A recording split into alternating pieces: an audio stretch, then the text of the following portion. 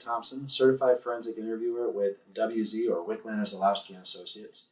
I want to thank you for joining us on the webinar we hosted a few weeks ago, courtesy of HRCI, to talk about the difficult task of investigating a he said, she said type case, where we're trying to look for the truth and relying on different versions of an event. What I wanted to do is just hit on 3 key takeaways as a reminder and to ensure that we're taking some of what we learned and implementing it in our next investigation. Number 1 was the use of open-ended questions.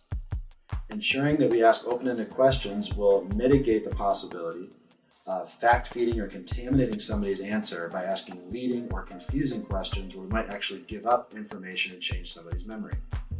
The second key takeaway is being a good active listener. Making sure we don't interrupt somebody when they're describing an event. Even if we want to clarify a point or a word that they may have said, allowing the subject in the interview to finish their thought, finish their experience or their story that they're sharing, and then going back and clarifying after.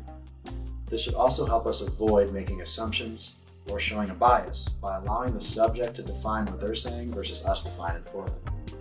And lastly, and one of the most important things we discussed, is oftentimes people feel when they interview somebody after an event, especially a traumatic event, and they say, "I don't remember," that's perceived as a lie or deceptive. We spent some time on the webinar discussing that "I don't remember" might actually mean "I don't remember," especially after somebody experiences trauma.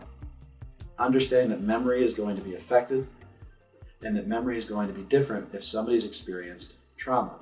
Their memory of an event might come in bits and pieces in a different context and not necessarily from start to finish the way we might expect.